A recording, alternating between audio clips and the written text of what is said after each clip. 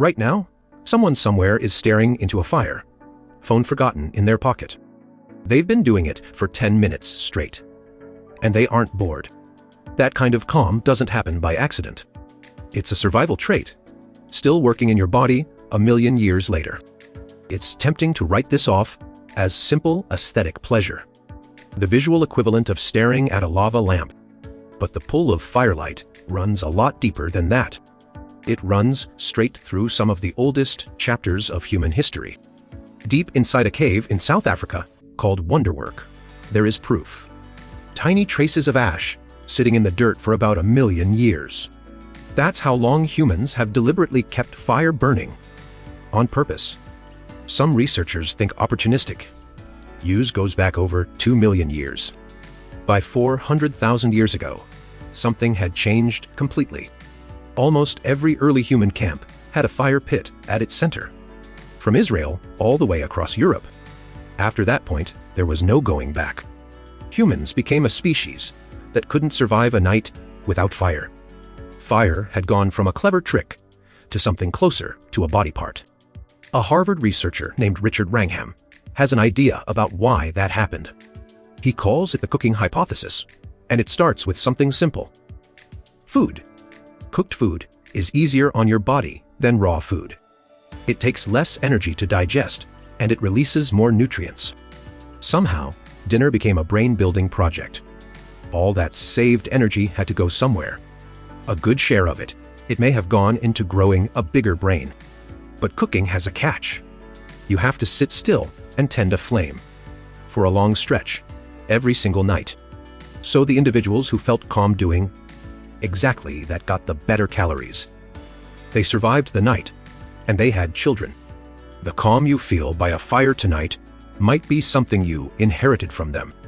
Most people never stop to ask why a fire feels like that. You just did. This channel follows the hidden mechanism behind things that feel completely ordinary. If this one earned it, hit like, subscribe, and there'll be another one of these waiting for you. This isn't just a feeling. It shows up as a real change in your body. In 2014, a researcher named Christopher Lynn tested exactly that. He had people watch and listen to footage of a crackling fire. Their blood pressure dropped, and it kept dropping the longer they watched. Watching with no sound barely helped. Hearing the crackle with no picture barely helped either. But combine sight and sound together, and the calming effect became huge. Your fireplace is basically a 2-sense machine for calm. Part of this comes down to how flame actually moves. No two flickers ever look exactly the same, but a fire never suddenly leaps across the room or vanishes without warning. It stays roughly the same size and shape the whole time. Psychologists have a name for this: soft fascination. It's attention that stays gently interested without tiring your mind out. Clouds drifting, leaves rustling, water flowing. Fire belongs in that exact category.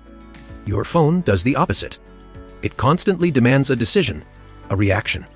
Fire asks you for nothing at all. It just keeps quietly changing. And your brain finds that endlessly interesting. There is another hidden reason fire feels so good at night. It has nothing to do with attention, and everything to do with your body clock. Firelight is warm and orange, with almost no blue light in it at all.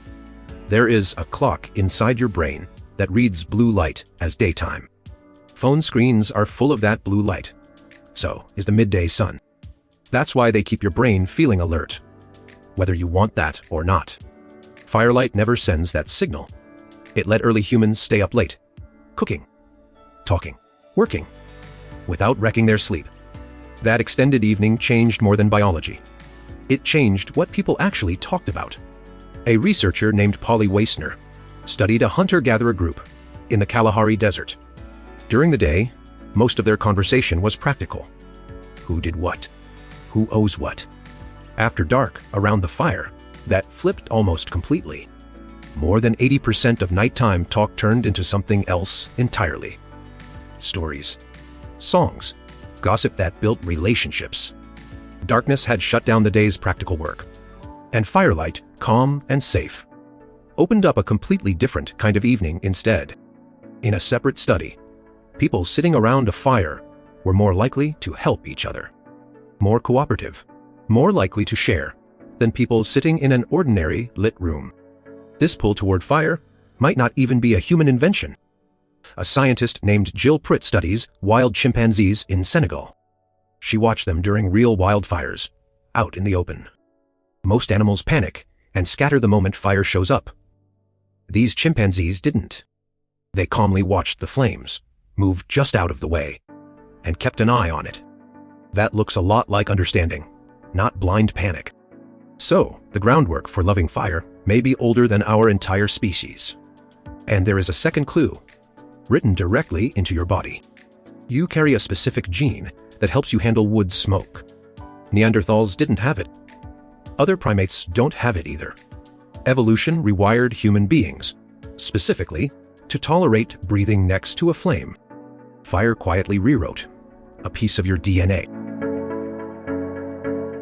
It took thousands of generations of breathing smoke to get there. None of this is a coincidence anymore. None of this disappeared just because the world now runs mostly on electricity. It simply took a new shape. Media researchers have a theory for this. They call it television as hearth.